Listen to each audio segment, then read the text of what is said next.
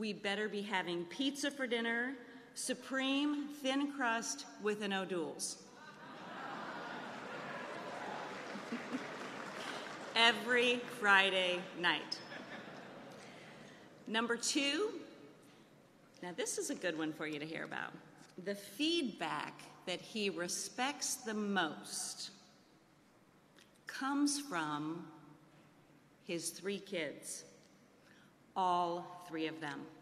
We raised them to be independent thinkers, to climb their own mountains, to not be afraid to speak up and disagree with us. So he knows their comments are honest and sometimes hard-hitting, and their praise is sincere. He values their opinions above all, even above mine, because my job, as we all know, is to keep him humble. So I don't always give him all this positive feedback. Number 3, you may not know this about him. Mike Pence is a cartoon artist. I know, got you, didn't I? In law school, he drew the weekly cartoon for the law school paper. It was called Law School Daze, D-A-Z-E. And Daze was the main character, a law student, fashioned after yours truly, Mike Pence. So for his law school graduation present, I took all of the cartoons and I put them in a book. So we have a book now of all of his cartoons. And when I was teaching 2nd grade, we used to have my students over for dinner in small groups. And he would draw a caricature of each one of them before they left that evening. Number 4, what would Mike Pence buy if he could buy anything? A horse. He has always wanted a horse. And I think riding horses is really the only place he truly relaxes. And number 5, he loves a good book, especially the good book. He is a voracious reader, from historical novels to biographies to mysteries to Christian books to political commentaries. He loves a good book. So thank you for letting me introduce my husband, Vice President Mike Pence.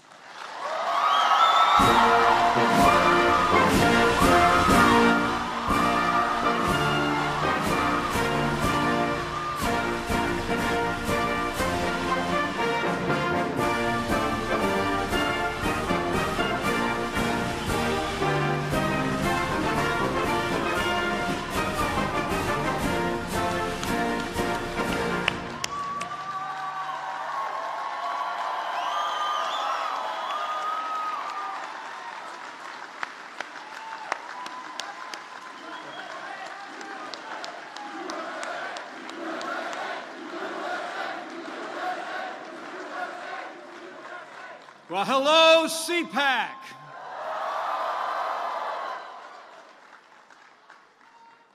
And thank you to my wonderful wife, Karen. Isn't she something? A teacher, an artist, a Marine Corps mom, and the Second Lady of the United States. Would you give Karen one more round of applause for all that she does for the cause in the country?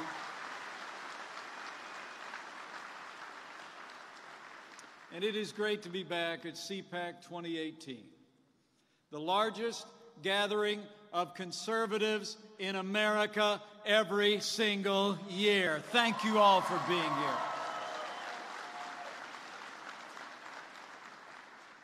And before I begin and talk about the progress we've made, allow me to take a moment to address what I know is on all of our hearts this morning. The terrible attack that claimed the lives of 17 Americans and injured more last week in Parkland, Florida. In America, we mourn with those who mourn and grieve with those who grieve. And yesterday, President Trump and I met with the family of Meadow Pollack and other students and families reeling from the attack in Parkland. We also met in the White House with families from other communities who've experienced the same violence firsthand. And as the President said, we'll never forget it. We prayed with them. We listened to them as they poured out their hearts. As the President has said, no child, no teacher should ever be in danger in an American school.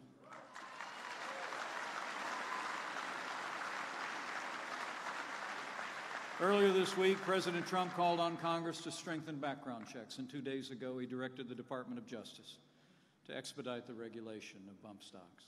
Later this week, when the President meets with the nation's governors in our nation's capital, we'll make the safety of our nation's schools and our students our top national priority.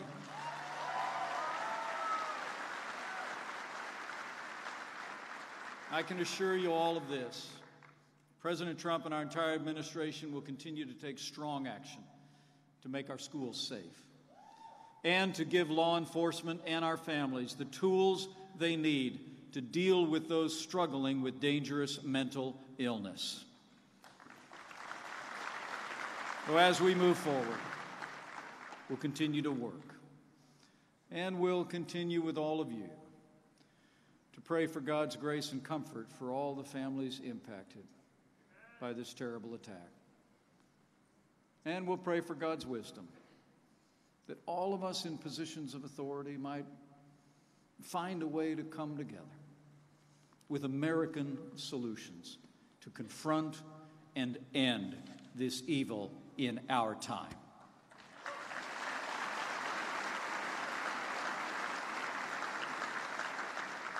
So thank you. It is great to be back at CPAC. I stand here today with profound gratitude to say that because of all of you, because of the conservative majorities in Congress that you helped elect, and because of the strong leadership of the President you put in the White House, 2017 was the most consequential year in the history of the conservative movement.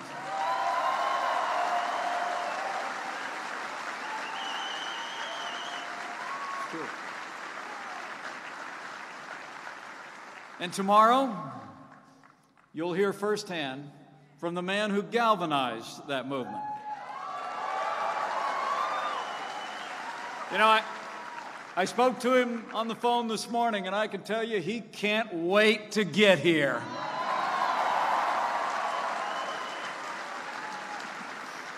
The man who won a historic election, the man who's been delivering on the promises that he made every day since, the 45th President of the United States of America, President Donald Trump.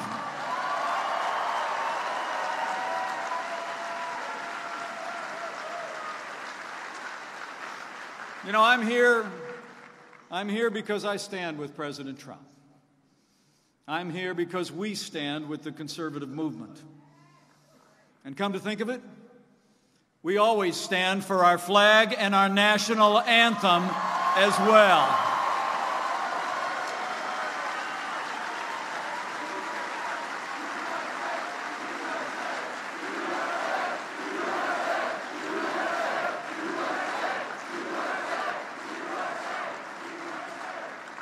But what a year.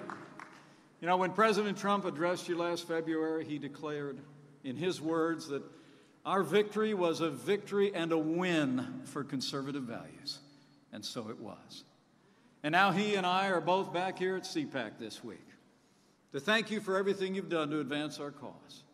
Because of your support in this past year, it's been a year of action.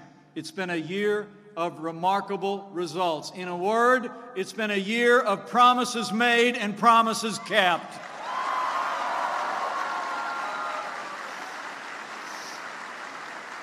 I mean, think about it. President Trump promised to rebuild our military and restore the arsenal of democracy. And in just a few weeks, he'll sign the largest investment in our national defense since the days of Ronald Reagan.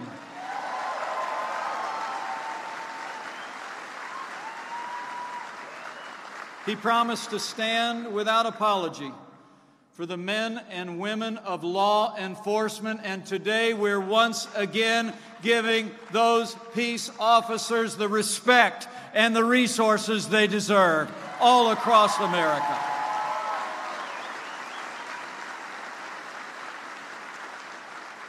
President Trump promised to enforce our laws, secure our borders, and today illegal crossings at our southern border have been cut nearly in half, and make no mistake about it, we're going to build that wall.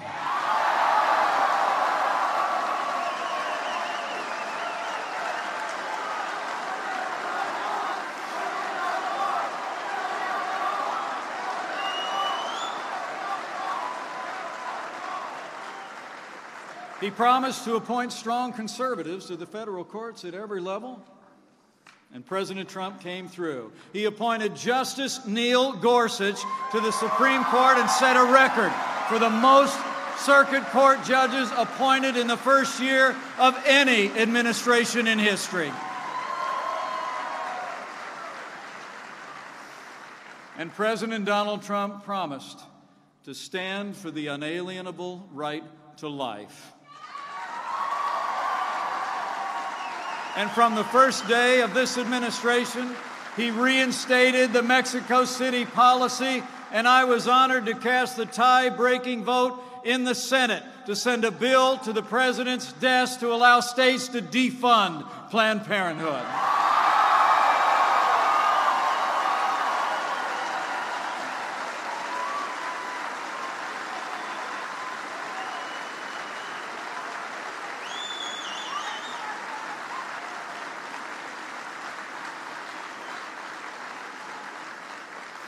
On the economy, we've unleashed American energy, approved the Keystone and Dakota pipelines, and President Trump put America first when he withdrew the United States from the Paris Climate Accord.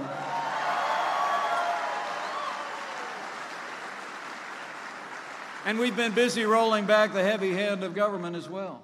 This president has actually repealed 22 regulations for every new federal rule put on the books. And finally, President Trump promised to cut taxes across the board for working families and job creators. And 2 months ago today, President Trump signed the largest tax cuts and tax reform in American history. Promises made, promises kept.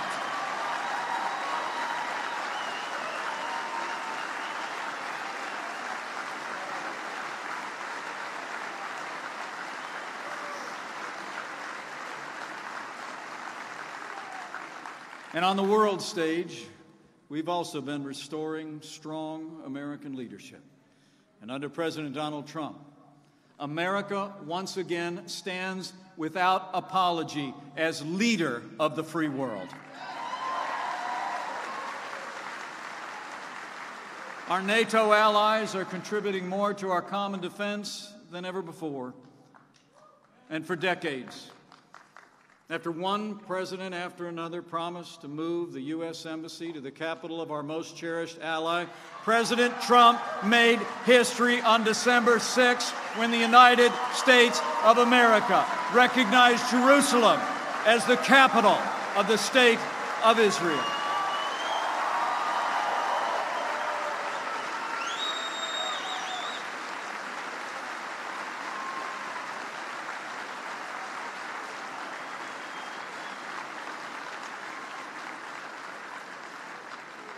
So we've stood with our allies, and we've stood up to our enemies. And nowhere is that more true than in the fight against radical Islamic terror. Under this Commander-in-Chief, we've taken the fight to the terrorists on our terms, on their soil. Thanks to the courage of our armed forces and the leadership of this Commander-in-Chief, ISIS is on the run, their caliphate has crumbled, and we will not rest or relent until we destroy ISIS at its source, so it can no longer threaten our nation, our allies, or our way of life.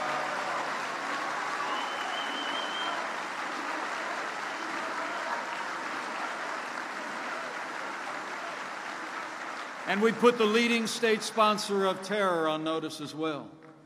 The United States will no longer tolerate Iran's destabilizing activities across the region, and this country will no longer certify the disastrous Iran nuclear deal.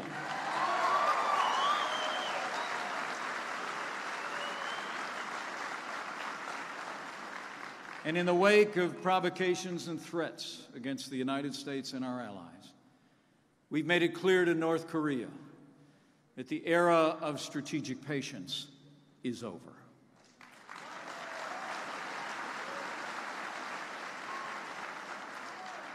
Two weeks ago, I was honored to lead the official delegation to the opening ceremonies of the Winter Olympics in Pyeongchang, where we cheered on Team USA. But as you all know, many in the mainstream media seem quite taken with another dignitary.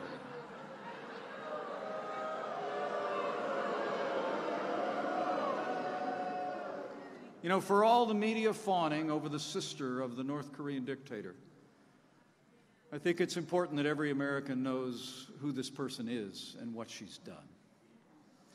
The sister of Kim Jong-un is a central pillar of the most tyrannical and oppressive regime on the planet. An evil family clique that brutalizes, subjugates, starves, and imprisons its 25 million people.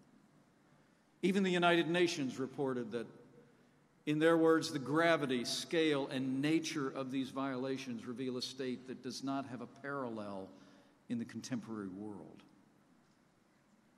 That's why the United States government has sanctioned her for her role in abetting North Korea's horrendous human rights abuses and crimes against humanity.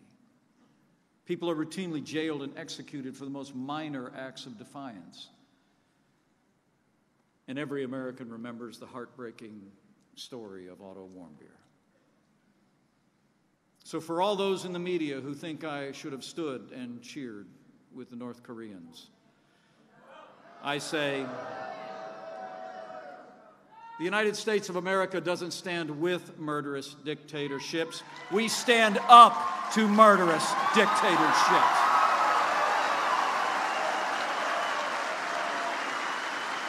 And we will keep standing strong until North Korea stops threatening our country, our allies, or until they abandon their nuclear and ballistic missiles once and for all.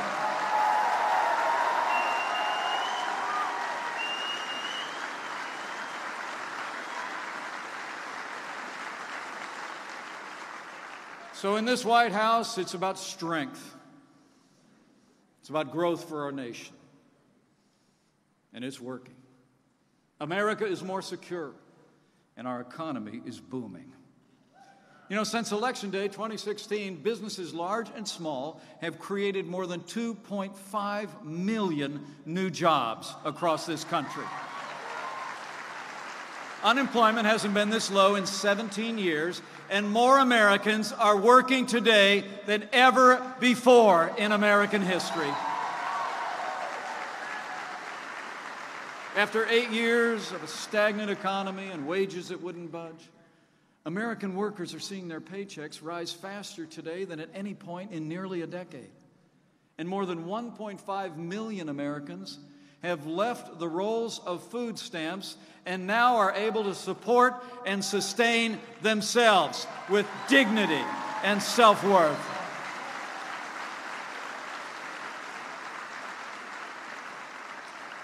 But I know in my heart that the best is yet to come, because as we speak, our economy has already started to feel the effects of that historic tax cut.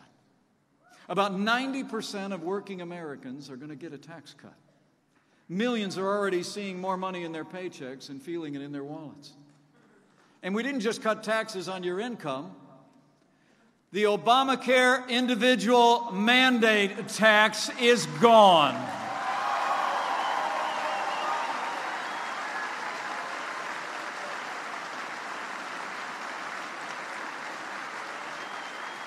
You know, since the president's tax cuts became the law of the land, businesses large and small have actually announced more than $480 billion in new investments in American jobs, American workers, and in just the past 2 months, more than 4.3 million Americans have already gotten a raise or a bonus, and we're just getting started.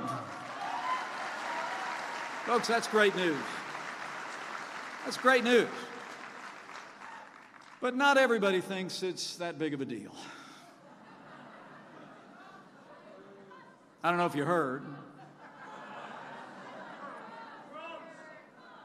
but the woman that wants to be Speaker of the House again, Nancy Pelosi, said, she actually said the tax cuts would be Armageddon before they passed. But just a few days ago, she said it was unpatriotic to let the American people keep more of what they earn. But most amazingly of all, she keeps saying that a $1,000 bonus for working Americans is nothing more than crumbs. Well, let me remind all of you, I come from the Joseph A. Bank wing of the West Wing of the White House. Okay. All right. I mean, seriously, folks, when our kids were little, we had a term for another $1,000 in our paycheck at the end of the year. Christmas. You with me? I mean, these bonuses have meant real money. They've helped working families all across this country with pay raises that are generating opportunities even as we speak. And I want to say from my heart, any leader who says that $1,000 in the pockets of working families is crumbs is out of touch with the American people.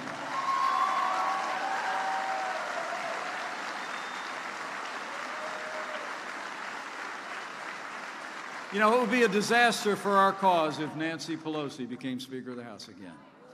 But we're not going to let it happen.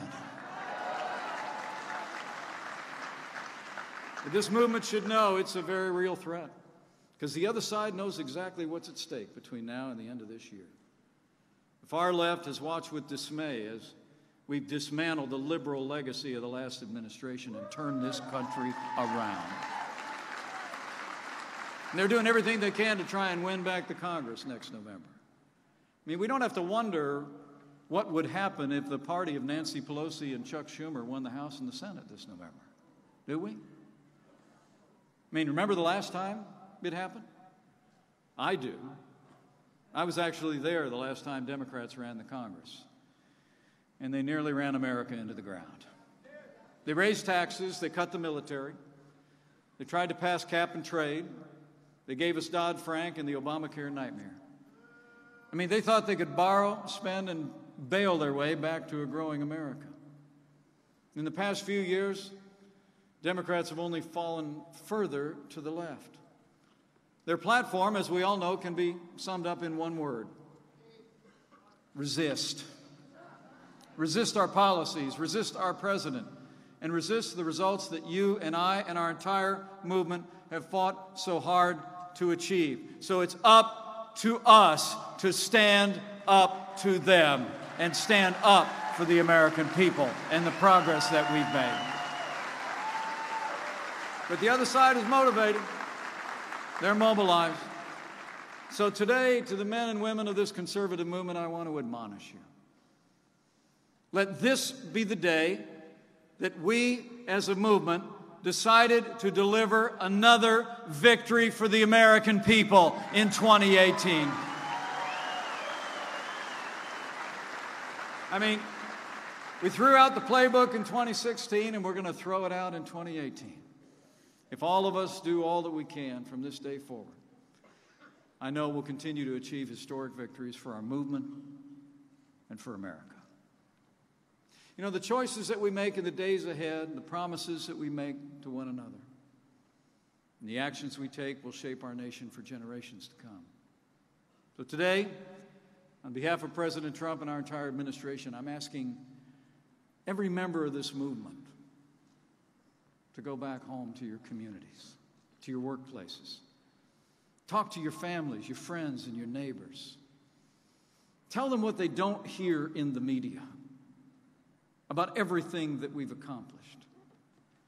Tell them how the policies the president's advanced are making a difference in the lives of American families and enterprises and in the life of our nation. Tell them we've cut their taxes and put more money in their pockets. Tell them we're restoring American strength at home and abroad so their families can sleep safe at night. And tell them that thanks to our administration, confidence is back. Jobs are coming back. Just tell them America is back.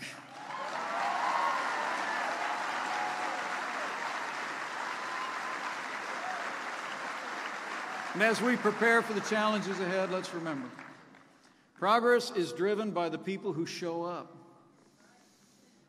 Your president and I need you to show up. Defend all that we've accomplished and all that we have yet to do. We can't turn back, men and women. We can't give anything less than everything. America's counting on us. But I know in my heart that we'll come through. And you'll come through for this country once again. I've seen the courage and conviction that defines the men and women of the conservative movement all my life. And I see it in your faces this morning. I mean, my friends, the truth is we live in a time of widening challenges and unknowable threats. A time of too much division and too much anger in America. You know, it seems like we're becoming more and more disconnected from each other. Too often unable or unwilling to meet our fellow citizens where they are, to do what the president did yesterday, just to listen to one another in a spirit of humility and respect. And increasingly, it seems like we've lost sight. We've lost sight of who we are as a people, that the truth is, here in the United States of America, it's true today and it's always been true, that there will always be more that unites us than will ever divide the good and great people of this country.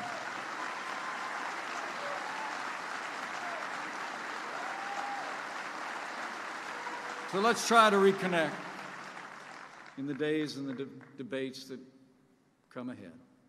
Reconnect with one another, reconnect with our communities. And lastly, I also believe that we should also seek in these challenging times to reconnect to something deeper.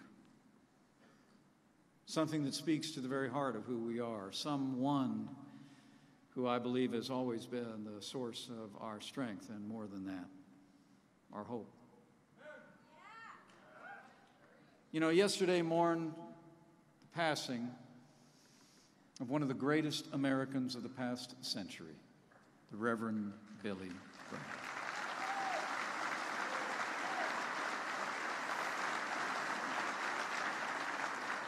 We remembered his ministry, a ministry for the gospel that changed the lives of millions.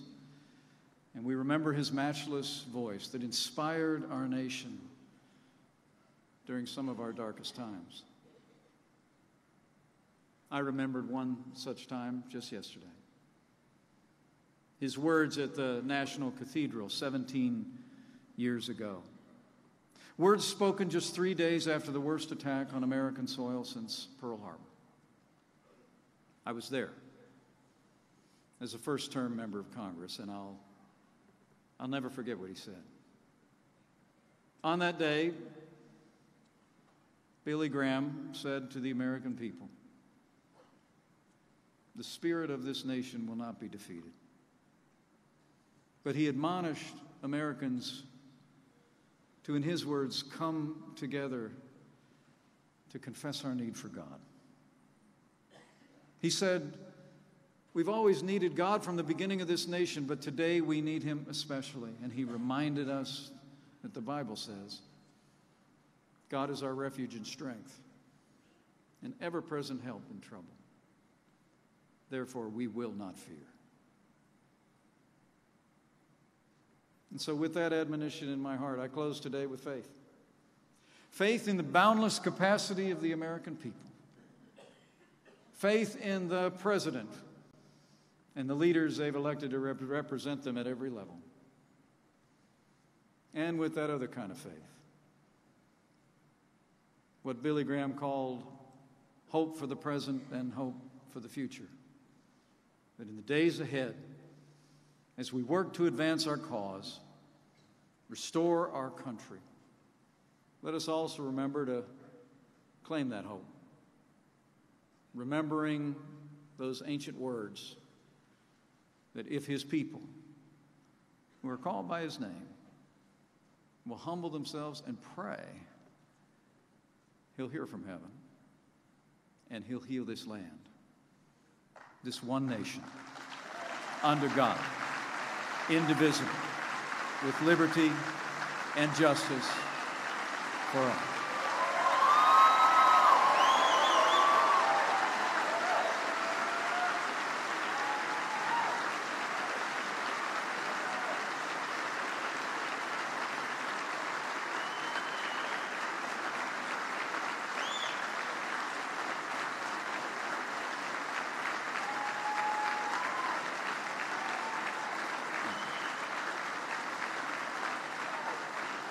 So to this conservative movement, I say today, we've accomplished much in a little more than a year, but we've got a lot more to do.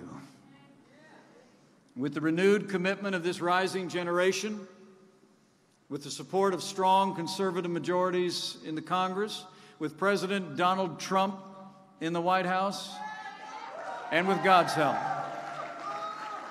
I know we will make America safe again. We will make America prosperous again. And to borrow a phrase, we will make America great again. Thank you very much. God bless you all, and God bless the United States of America.